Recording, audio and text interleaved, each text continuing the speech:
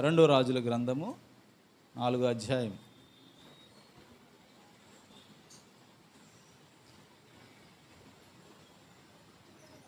ఇక్కడ అంశం ఏముంటుందంటే, అంశం అంతా నేను చెప్తానండి, మీరు చిన్న వాక్యం చదివితే చాలు. ఏమ్మా,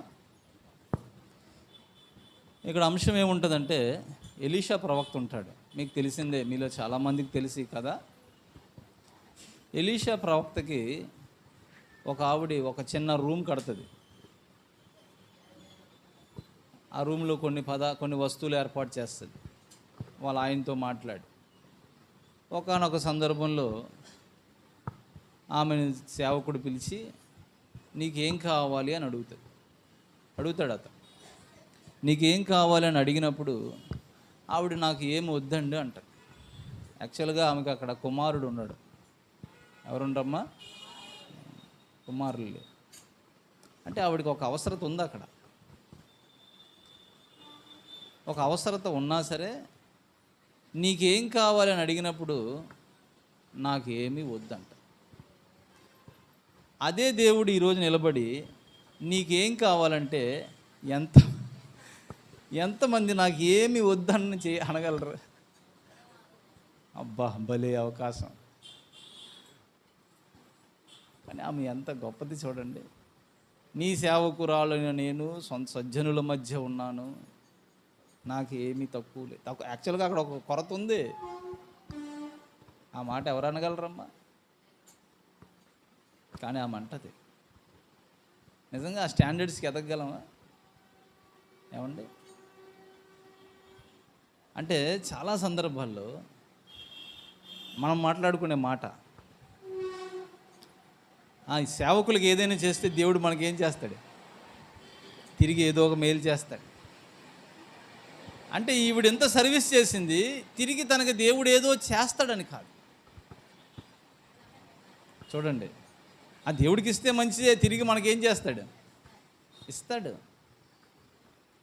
అలాగా 100% మంది క్రైస్తవులు అలాగే అనుకుంటారు.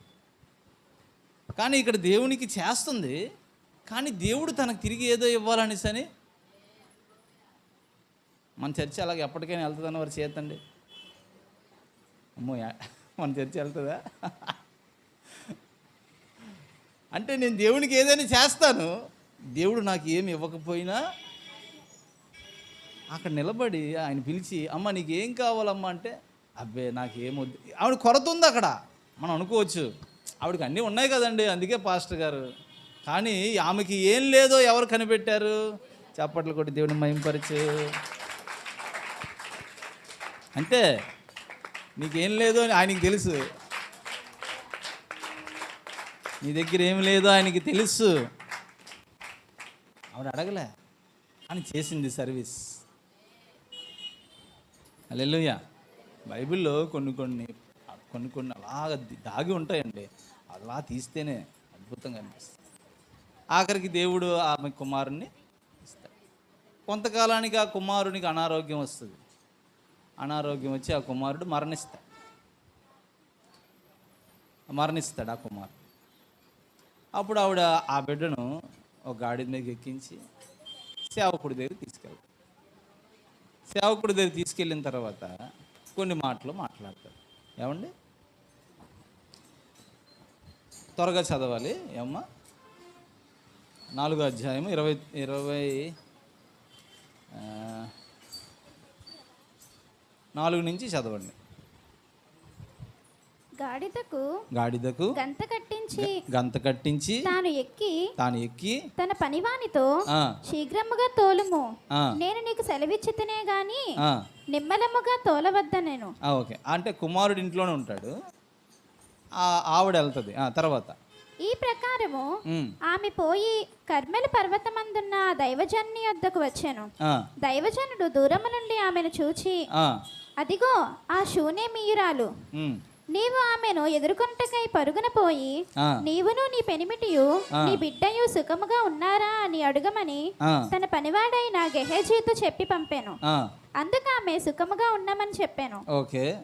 పిమ్మట ఆమె కొండ మీద నున్న దైవజనుని వద్దకు వచ్చి అతని కాళ్ళు పట్టుకొనెను. గెహజీ ఆమెను తోలివేయుటకు దగ్గరకు రాగా దైవజనుడు, ఆగండి, గెహాజీతో ఏమన్నది ఆవిడ? సుఖముగా ఉన్నాము. కానీ ఎలీషా దగ్గరికి వెళ్ళి ఏమన్నది? కాలు పట్టుకొని ఏడుస్తుంది. ఏమండి, ఎంత ఎంత తెలివైన ఆవిడ చూడండి. హల్లెలూయా. గెహాజీతో ఏమన్నది? సుఖముగా ఉన్నామన్నది. కానీ దేవుని దగ్గరికి వెళ్ళి మనమైతే ఏం చేస్తాం చెప్ప? ముందు దేవుడి దగ్గరికి రాకముందే ముందు మధ్యలో ఎవడని కలిసారు అనుకోండి, వాళ్ళందరికీ ఏం చెప్తాం? ఏం చెప్తాను, నా బాధలు, నా కష్టాలు. అంటే ఇక్కడ గ్రహించండి, ఆవిడ చాలా తెలివైన ఆవిడే, చాలా భక్తిపర్రాలు, చాలా తెలివైన ఆవిడ. అందుకే ఏం అడగలే, ఏదో ఆశించి చేయలే, ఏదో నాకు దేవుడు తిరిగిస్తాడని చేయలే. గెహాజీ వచ్చి అడుగుతుంటే సుఖముగానే ఉన్నాను. కానీ అక్కడికి వెళ్ళి ఏం చేసింది? అంటే నీకు కష్టము, నీకు ఇబ్బంది, నీకు బాధ ఉన్నప్పుడు ఏమ్మా ముఖం అలా పెట్టుకున్నావు అంటే అన్ని జనులు అడిగారు అనుకోండి, ఇప్పుడు ఏం చెప్పాలి నువ్వు? అబ్బే బాగానే ఉన్నాను. కానీ ఎక్కడికి వచ్చి ఆడాలి? కానీ ఎక్కడ ఏడుస్తాను చెప్పండి? ఎన్ని బాధ, ఎన్ని కష్టాలు. అంటే అన్ని జనులకి ఎప్పుడు ఏం చెప్పాలండి నువ్వు? గెహాజీ అలాంటి వాడు మనకు తెలుసు. ఏమండి, ఒకటే చెప్పాలి, మేమంతా బాగున్నామండి దేవుని దయని బట్టి. ఎవరు పాదాలు పట్టుకుని ఆడవాలి? పక్కడికి చెప్పండి అలా చేయి. ఈరోజు నుంచి అని, ఈరోజు నుంచి ఎవరు అడిగినా ఏం చెప్తావు? అంతా బాగుంది. ఏమండి, వారి దగ్గర చెప్పుకోవడం వల్ల నీకు ప్రయోజనం ఉందా? మనం అనుకుంటాం వాళ్ళతో చెప్పుకుంటే నా మనసు ఏమవుద్ది. మరి గెహాజీతో చెప్పుకోవచ్చు కదా, తేలిక అవుతాం. దేవుని దగ్గరేడు వాళ్ళతో చెప్పుకోవడం వల్ల ఏ ప్రయోజనము లేదు. ఇంకో 10 మందికి చెప్తారు అంతే. ఎంత తెలివైన ఆవిడ చూడండి. ఆవిడ అంత కష్టపడి అన్ని కార్యక్రమాలు తన భర్తతో చెప్పి చేయించింది. నీకేం కావాలమ్మా అంటే నాకేం వద్దు. కారణం, ఆమె ఏం ఆశించలేదు. ఆవిడ కొరత అయితే ఉంది. కొరతను ఎవరు చూశారు? దేవుడు చూశారు. ఇప్పుడు కష్టం వచ్చింది. ఇప్పుడు ఏమొచ్చిందండి? కష్టం వచ్చింది. కష్టం వచ్చినప్పుడు మధ్యలో ఒకడు వచ్చి అడిగితే అంతా బాగానే ఉన్నాను, ముందుకెళ్ళి కన్నీరు కారుస్తుంది. హల్లెలూయా. అంటే ఇక్కడ అర్థం ఏంటో తెలుసా? ఎవరి దగ్గర కన్నీరు కారిస్తే ప్రయోజనము ఈమెకి తెలుసు. మనకు తెలియలేదేంటి? ఈ కన్నీళ్ళు పక్కింటి వాళ్ళ దగ్గర వేస్ట్ అయిపోతాయి, ఎదిరింటి వాళ్ళ దగ్గర వేస్ట్ అయిపోతాయి, ఎక్కడో దూరం ఉన్నోడికి ఫోన్ చేసి వేస్ట్ అయిపోతాయి. కన్నీరు యాక్చువల్గా అంత విలువైంది. మన కన్నీటి బొట్లన్నీ ఎవరి దగ్గర ఉంటాయంట అంటే భూమి మీద నువ్వు ఆయన సన్నిధిలో కార్చిన ప్రతి కన్నీరు బొట్టు విలువైందే. మనుషుల దగ్గర కార్చిన కన్నీరుకి ఏ విలువ లేదు.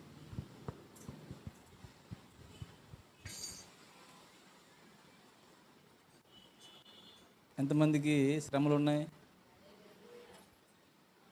ఇప్పుడు మీరు ఏమన్నా లేదు సార్, శ్రమలేం లేవు పాస్టర్ గారు, అంత సుఖం అనాలి. ఎంతమందికి శ్రమలు ఉన్నాయి చెప్పండి? ఎంతమందికి శ్రమలు ఉన్నాయి? రావట్లేదు మాట. ఎంతమందికి శ్రమలు ఉన్నాయి? ఇంకా రాలేదు, వినబడలే. ఎంతమందికి శ్రమలు ఉన్నాయి? ఎవరి దగ్గర ఆడవాలి? పాస్టర్ గారి దగ్గర. హల్లెలూయా. పాస్టర్ గారి దగ్గర చెప్పుకోవడం తప్పు లేదులేండి, అని చెప్తున్నా. అలవాటు చేసుకోండి. ఎవరితో అయినా ఏం చెప్తారు? అంతా క్షేమం. మరొక కార్యాన్ని దేవుడు సిద్ధపరిచాడు. ఫస్ట్ సారి చేసింది ఏం అడగలేదు, దేవుడిచ్చాడు. ఇప్పుడు మరొకసారి అద్భుతమైన గుణగణాలు కనబరుస్తుంది. సుఖములో అద్భుతమైన గుణగణాలు కనబరిచింది. ఇప్పుడు శ్రమలో అద్భుతమైన గుణగణాలు కనబరుస్తుంది. మనం అదే సుఖంలో దేవుడికి ఇస్తాడులే. దేవుడికి ఇచ్చింది ఎక్కడికి? నీకు వచ్చేస్తుందిలే తిరిగి. వచ్చేస్తుందా? అయితే పర్లేదు. అయితే అంటే రాదంటే వచ్చేస్తుందంటే దేవుడికి నువ్వు 10 ఇచ్చావు అనుకో, దేవుడు 100 ఇస్తాడా? 10 ఇస్తే 100 ఇస్తాడా? ఓకే. కానీ అదే స్త్రీ అంత చేసి కొరత ఉన్నా నీకేం కావాలంటే నాకేమొద్దు సార్, నాకు అంతా ఉండాలి. ఎంత అద్భుతం! దేవుడు చూడండి ఎంత జ్ఞానం. ఇప్పుడు రెండు శ్రమలో సూపర్ క్వాలిటీ చూపిస్తుంది. అంటే సమృద్ధిలోని మంచి క్వాలిటీ, శ్రమలోని మంచి క్వాలిటీ. సమృద్ధిలో సూపర్ క్వాలిటీ, శ్రమలో ధైర్యం. తన భర్తకు చెప్పలేదు, బిడ్డను పడుకోబెట్టు. కానీ మధ్యలో ఒకడు వచ్చి అడిగాడు, ఏంటి నువ్వు ఇలాగొస్తున్నావు అంటే, అదే అంత బాగుంది, అక్కడికి వెళ్ళింది, ఏం చేస్తుంది. ఇప్పుడు ఈ రెండు గుణగణాల్లో ఏవి మనలో ఉన్నాయి? ఈ రెండిట్లో ఏవి ఉన్నాయి మన దగ్గర?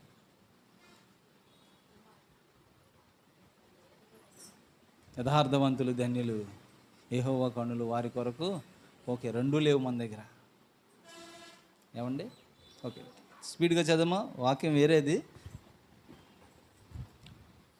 గెహజీ ఆమెను తోలివేయుటకు దగ్గరకు రాగా దైవజనుడు, ఆమె బహు వ్యాకులంగా ఉన్నది, యెహోవా సంగతి నాకు తెలియజేయక మరుగు చేశాను. ఆగండి, హల్లెలూయా. గెహాజీ వచ్చి అంటే ఏం చేయాలనుకున్నాడంట?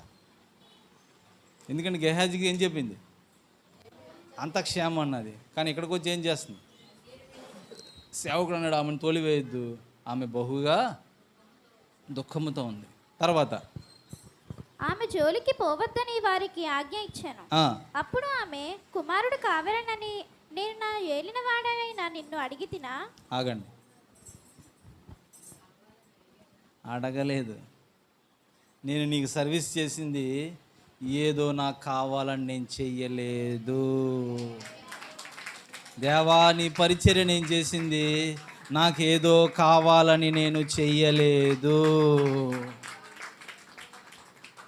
చర్చిలో మ్యాటీలే, దేవుడు నేను దీవిస్తాడులే. కుర్చీలే అంటే దేవుని పని దేవుడు ఏదో చేస్తాడని చేయకూడదు. ఎప్పుడైతే దేవుని పని దేవుడు ఏదో చేస్తాడులే నువ్వు చేసావో, ఇంకా దేవుడు ఆశించినటువంటి మెట్టు నువ్వు ఎక్కలే. ఒక ఉన్నతమైన మెట్టు ఉంది చూడండి, ఆ మెట్టు మనం ఎక్కాలి. అదే ఉన్నతమైన మెట్టు. అందుకే ఇక్కడ అంటుంది, ఏదో కావాలని నేను నిన్ను అడిగానా? నేను అడగలేదు కదా. అంటే నీకు ఇల్లు కట్టింది నువ్వు నాకేదో, అక్కడ టేబుల్ పెట్టింది నువ్వు నాకేదో, ఒక ల్యాంపు పెట్టింది అక్కడ నువ్వు నాకేదో, ఒక మంచం పెట్టింది అక్కడ నువ్వు నాకేదో, అవి నువ్వు నాకు ఇవ్వాలని నేను చేయలేదు. నువ్వు ఇవ్వాలనే నేను చేయలేదు. కానీ మీరే నాకు పిలిచి ఏం చేశారు? పక్క వారితో చెప్పండి, దేవుడు ఏదో ఇస్తాడని దేవుని పనులు చేయొద్దు.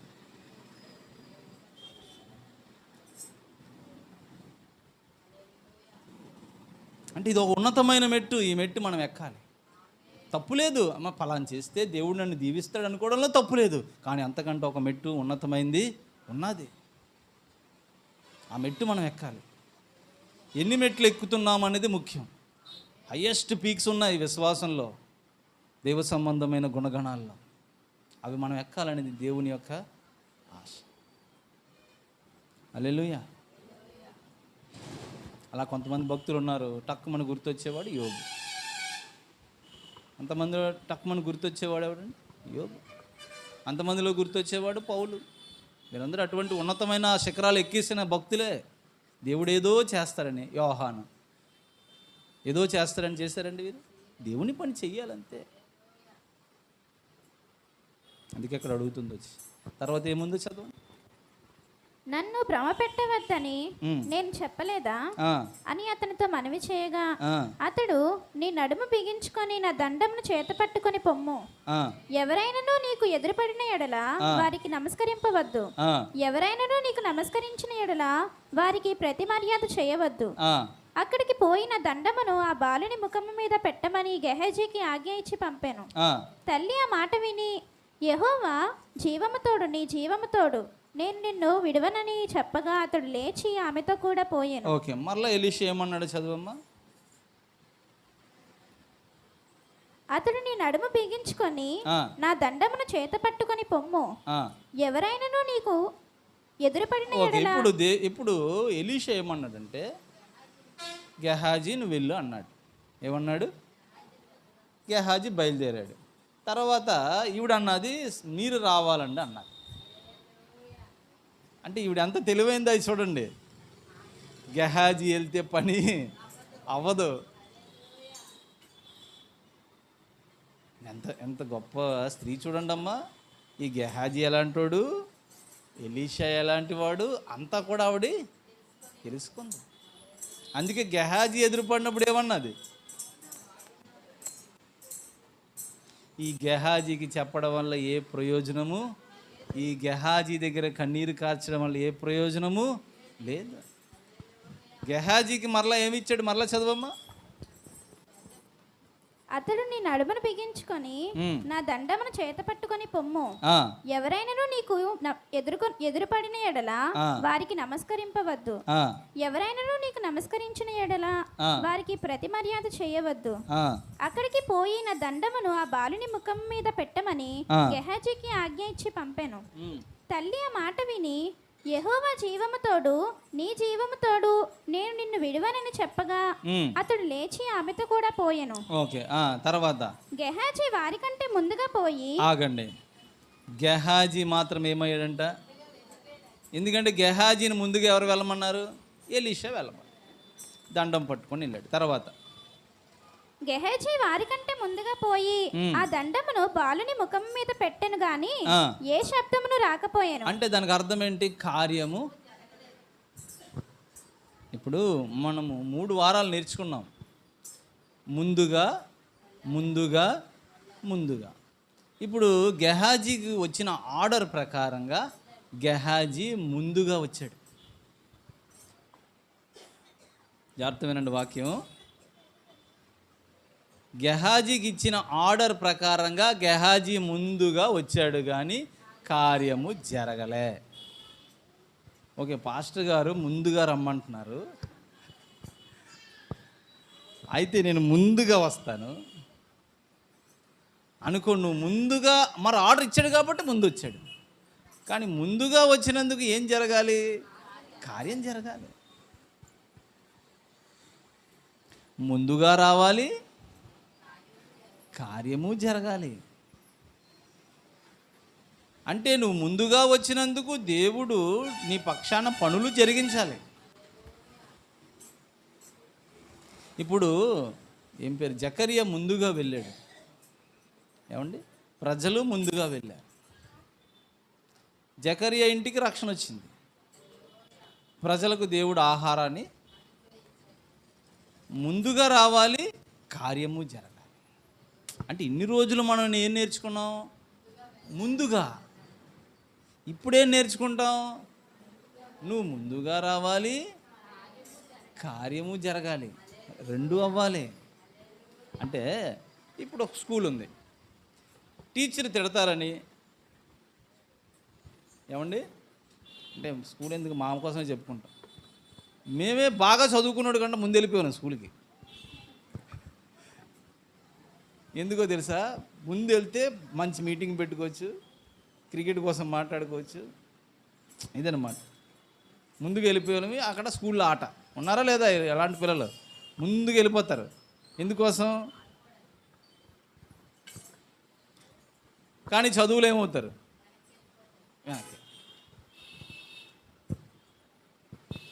ఒకడు మా ఫ్రెండ్స్ అలాగే ఉండేవారు.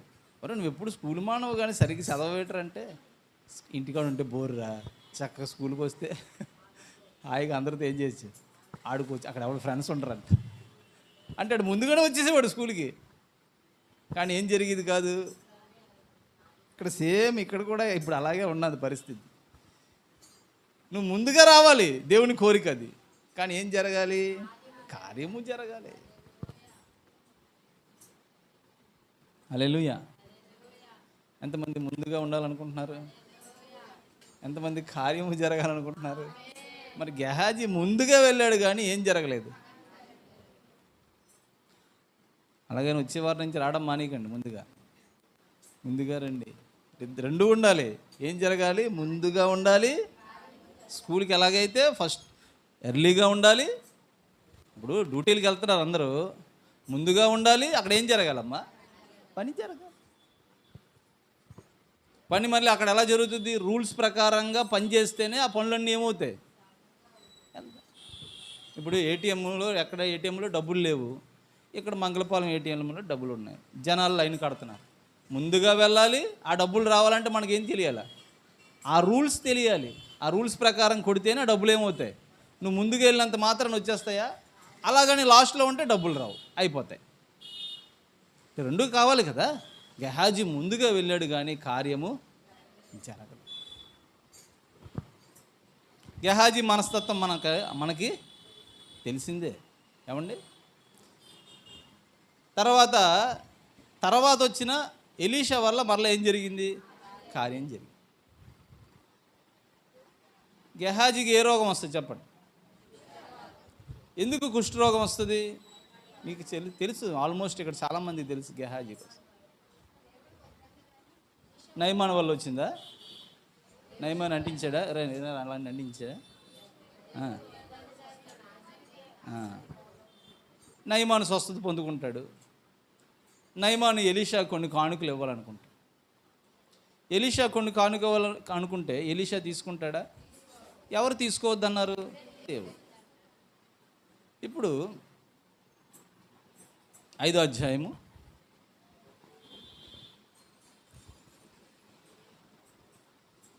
20వ వచనం. అంతటా దైవజనుడైన ఎలీషాకు సేవకుడు గెహజీ, సిరియనుడైన ఈ నయమానును తీసుకొని వచ్చిన వాటిని అంగీకరించుటకు నా యజమానునికి మనస్సు లేకపోయాను గాని యెహోవా జీవముతోడు నేను పరిగెత్తుకొని పోయి అతని కలుసుకొని అతని యొద్ద ఏదైనా తీసుకుందని అనుకుని. చూడండి, యెహోవా జీవముతోడు నేనేం చేస్తాను? పరిగెడతాను. ఏమండి, ముందుగా ఉన్నాడు, ఏం చేస్తున్నాడు? పరిగెడుతున్నాడు. తర్వాత నయమానును కలుసుకొనుటకై పోవుచుండగా నయమాను తన వెనుక నుండి పరుగున వచ్చుచున్న వారిని చూచి తన రథం మీద నుండి దిగి వారిని ఎదుర్కొని క్షేమమా అని అడిగాను. తర్వాత ఒక అబద్ధం చెప్తాడు. అబద్ధం చెప్పి 2 మణుగుల వెండి బట్టలు తీసుకుంటాడు. ఎవరు? గెహాజీ. ఇదంతా మనకు తెలుసు, చాలాసార్లు చాలా సందర్భాల్లో విన్నాం. ఏమండి, ఇప్పుడు తీసుకొచ్చి ఇంట్లో పెడతాడు. అప్పుడు ఎలీషా అడుగుతాడు. 25 చదవండి. అతడికి లోపలికి పోయి తన యజమానుని ముందర నిలవగా ఎలీషా వానిని చూచి గెహాజీ నీ వెచ్చట నుండి వచ్చితివని అడిగినందుకు వాడు నీ దాసుడినైన నేను ఎచ్చటికి పోలేదనెను. ఓకే. అంతటి ఎలీషా వానితో ఆ మనుషుడు తన రథము దిగి నిన్ను ఎదుర్కొంటకు తిరిగి వచ్చినప్పుడు నా మనస్సు నీతో కూడా రాలేదా? ద్రవ్యమును వస్త్రములను ఒలివ చెట్ల తోటలను ద్రాక్ష తోటలను గొర్రెలను ఎడ్లను దాసదాసీలను సంపాదించుకొనుటకు ఇది సమయమా? కాబట్టి నయమానునకు కలిగిన కుష్టి నీకును నీ సంతతికిని సర్వకాలము అంతటి ఉండును అని చెప్పగా వాడు మంచు వలె తెల్లనైన కుష్టము కలిగి ఎలీషా ఎదుట నుండి బయటికి వెళ్ళాను. ఓకే. ఆఖరికి గెహాజీకి ఏమొచ్చింది? కుష్ఠరోగం వచ్చింది, బయటికి వెళ్ళి. ఏమన్నాడు? నీకును నీ సంతతికిని నీ ఇంటి వారందరికీ ఏం కలుగుతుంది? మొత్తానికి బయటికి వెళ్ళాడు. అయితే 26 మరలా చదవండి. అంతటా ఎలీషా వానితో ఆ మనుషుడు తన రథము దిగి నిన్ను ఎదుర్కొనుటకు తిరిగి వచ్చినప్పుడు నా మనస్సు నీతో కూడా రాలేదా? ద్రవ్యమును వస్త్రములను ఒలివ చెట్ల తోటలను ద్రాక్ష తోటలను గొర్రెలను ఎడ్లను దాసదాసీలను సంపాదించుకొనుటకు ఇది సమయమా? ఆగండి. ఇది సంపాదించుకొనుటకు ఇది సమయమా అన్నాడు. సంపాదించుకొనుటకు ఇది సమయమా అన్నాడు. చూడండి, ముందుగా వచ్చాడు కానీ ఏం జరగలేదు. ఇక్కడ సంపాదించుకొనుటకు ఇది సమయమా అన్నాడు. మరలా చదవమ్మా ఆ బట్టల లిస్టు. ద్రవ్యమును ఆగండి. ద్రవ్యం అంటే డబ్బులు సంపాదించడం నాకు ఇష్టం లేదు అన్నవారు చేయొద్దండి.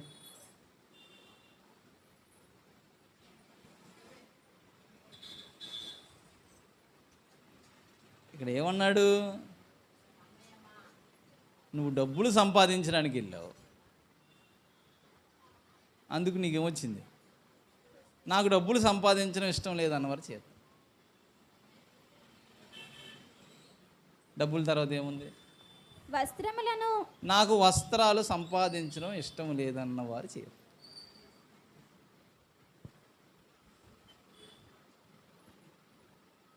తర్వాత ఒలీవ చెట్ల తోటలను. అసలు ఒలివ చెట్లు ఎందుకండి? ఆయిల్ కదా, ఆయిల్ సంపాదించడం నాకు ఇష్టం లేదన్న. ఇప్పుడు గేహాజీ కుష్ఠరోగం ఎవరికి రావాలి? తర్వాత ద్రాక్ష తోటలను, అంటే జ్యూస్, ఫ్రూట్ జ్యూస్. ఏమండి, ఆ రోజుల్లో ద్రాక్ష తోటలకి మంచి డిమాండ్. ద్రాక్ష పళ్ళు అమ్మితే ఏమొస్తాయి? అంతేగాని ఒకటి గెహాజీ ఒకడ కూర్చొని ద్రాక్ష పళ్ళని తినేడు కదా. ఏమండి, ఇష్టం లేదన్నవారు చేయొద్దండి. తర్వాత గొర్రెలను. ఏంటండి? గొర్రెలు సంపాదించడం ఎలాగో అవసరం లేదు, కానీ పండుగలు వచ్చినప్పుడు అవసరం. ఏమ్మా, ఆ రోజుల్లో మంచి బిజినెస్. ఏ బిజినెస్ అంటే ఇది కూడా దేంతో లింక్ అయిపోయి ఉంది? డబ్బుతోనే. ఇక్కడ సంపాదించడానికి పరుగులు ఎత్తడం వల్లే ఈ రోగం వచ్చింది. మరి ఈరోజు సంపాదించడం ఇష్టం లేదన్నవారు చేయొద్దండి.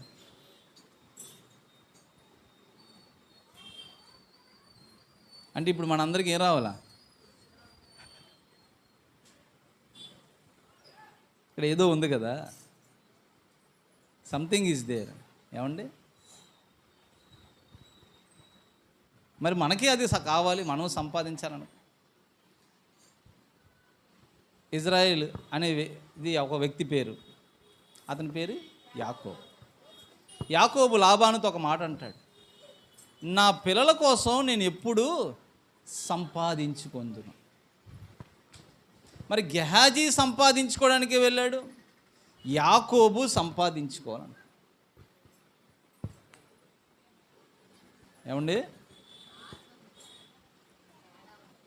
తేడా ఏంటి చెప్పండి, మీరే చెప్పండి. సంతోషపడిపోతాను నేను కదా, ఆయన సంతోషపడిపోతాను. మరి మనము సంపాదించుకోవాలనుకుంటున్నాం. యాకోబు సంపాదించుకోవాలనుకున్నాడు, మనము సంపాదించుకోవాలనుకున్నాం, గెహాజీ సంపాదించుకోవాలనుకున్నాడు. దీపముండుగానే ఏం చక్క పెట్టుకోవాలా? నా యజమానికి ఆ విషయం తెలియదు, అంతే కదా. మనం సంపాదించాలనుకుంటున్నాం, యాకోబు సంపాదించాలనుకున్నాడు, గెహాజీ సంపాదించాలనుకున్నాడు. కానీ గెహాజీ సంపాదించాలనుకున్న దాన్ని బట్టి అతని సంతానికి ఏమొచ్చిందంట చెప్పండి. తేడా మీకు తెలిసిపోద్ది, మీరు తెలివైన వారే. అందుకే నేను చెప్పలేదు. అది దేవుడు వద్దన్న దాన్ని ఏం చేయాలనుకున్నాడు అంటే, ఇప్పుడు అంశం ఏంటో తెలుసా? నీవిక్కడికి ముందుగా వచ్చినా దేవుడు వద్దన్న దాన్ని సంపాదించడానికి లోకంలో పరుగులెడుతూ, నువ్వు ఆదివారం నాడు ముందుగా వచ్చినా ఏ కార్యములు జరగవు. అంటే దేవుడు సంపాదించుకోమన్న దాన్ని నువ్వు సంపాదించడానికి ప్రయత్నిస్తూ ఆదివారం నాడు నువ్వు ముందుగా వస్తే నీకేం జరుగుతాయి? కార్యాలు జరుగుతాయి. మీరు కనుక బైబిల్ని గమనిస్తే, బైబిల్ ప్రారంభ కథ ఎవరితో ప్రారంభమవుతుంది? ఫస్ట్ కథ, బైబిల్ ఫస్ట్ కథ ఎవరి పేరమ్మ? ఆదాము. గమనించండి జాగ్రత్తగా. దేవుడు వద్దన్న దాన్ని సంపాదించడానికి వెళ్ళారు. ఎవరు? ఆదాము. అంటే భూమి మీదకి శాపము, మరణము దిగిరావడానికి కారణం ఏంటి? దేవుడు వద్దన్న దాన్ని సంపాదించడానికి ప్రయత్నం చేయడం వల్ల. ఆ దేవుడు వద్దన్న దాన్ని సంపాదించడానికి ముందుగా ఎవరు అడుగు పెట్టారంట? అవ్వ. దేవుడు వద్దన్న దాన్ని సంపాదించడానికి ప్రయత్నం చేస్తున్నావా? అయితే నీకు ఇక్కడికి వచ్చినా సరే ఏ కార్యములు దేవుడు నిన్ను సంపాదించొద్దు అనలే. ఏదోని తోటలో ఆయన సంపాదించొద్దు అన్నాడమ్మా. సంపాదించు, అన్ని ఫ్రూట్స్లో నుంచి అన్ని రకాల విటమిన్స్, మినరల్స్ సంపాదించు. కానీ దీంట్లోని ఇది మాత్రం సంపాదించడానికి దేవుడు వద్దన్న దాన్ని సంపాదించాలనుకున్నారు. ఆ ఫలాలు తిని దేవదూతల పోషణ. దేవునికి వ్యతిరేకమైన దాన్ని సంపాదించమంటాడు అపవాది. దేవుడు వద్దన్న దాన్ని సంపాదించడానికి ముందుగా వెళ్ళమంటాడు. అంటే నువ్వు ఇక్కడికి ముందుగా వచ్చినా, నీవు 6 దినాలు దేవునికి వ్యతిరేకమైన దాన్ని సంపాదించడానికి పరుగులెడుతూ ఇక్కడికి ముందుగా వచ్చినా ఏ కార్యములు జరగవు. ఆ స్త్రీ అది గ్రహించింది. సార్ మీరు వస్తేనే వెళ్తానండి, ఈ గెహాజీ వస్తే మీరు రండి సార్. భలే కనిపెట్టింది కదా. గెహాజీ స్వభావం ఏంటో, ఎలీషా స్వభావం.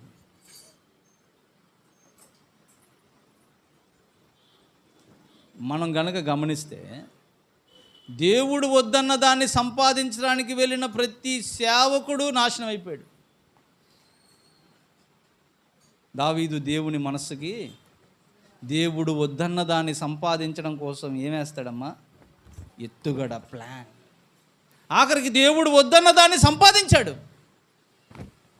కానీ అప్పుడు అంటాడు కదా, నీవు నాకు అడిగితే, అంటే నా ఇష్టానుసారముగా నీవు సంపాదించుకుంటే నేను ఏమైనా అంటానా? నాకు వ్యతిరేకముగా సంపాదించి నువ్వు నా సన్నిధిలో ఎందుకు ఉండాలనుకో. బిలాము దేవుడు వద్దన్న దాన్ని ఏం చేయాలనుకుంటాడు? సంపాదించాలని.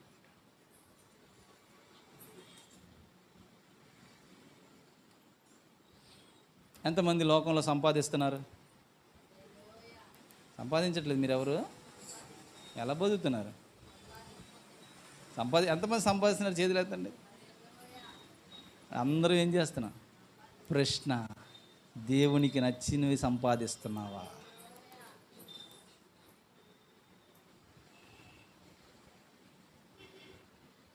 పక్కవారితో చెప్పండి, దేవుడు వద్దన్న దాన్ని సంపాదించొద్దని.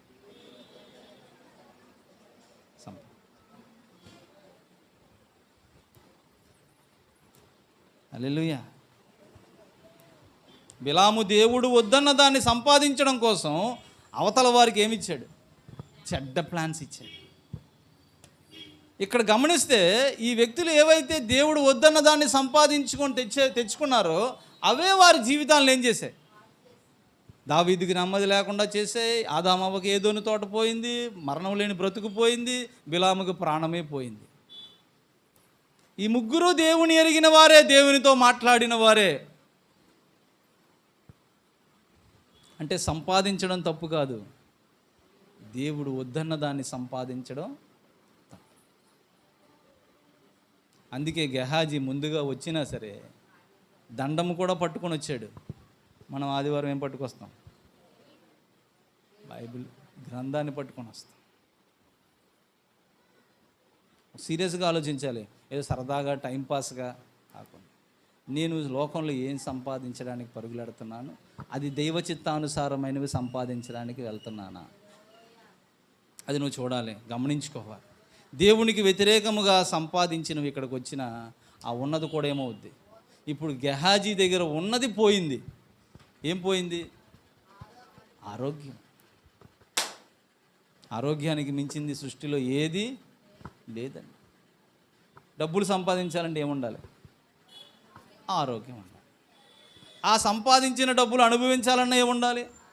ఆరోగ్యమే ఉండాలి. అంటే అన్నిటికంటే గొప్పదేంటి? ఈరోజు మనకు ఆరోగ్యం ఇచ్చాడా లేదా? చప్పట్లు కొట్టి దేవుని మహిమపరచండి. ఆరోగ్యం అన్నిటికంట ఆరోగ్యవంతుడే ఈ భూమి మీద ఐశ్వర్యవంతుడు. ఆరోగ్యానికి మించింది. ఆరోగ్యం ఉంటేనే డబ్బులు సంపాదించగలవు, ఆరోగ్యం ఉంటేనే ఆ సంపాదించిన దాన్ని అనుభవించగలవు. హల్లెలూయా.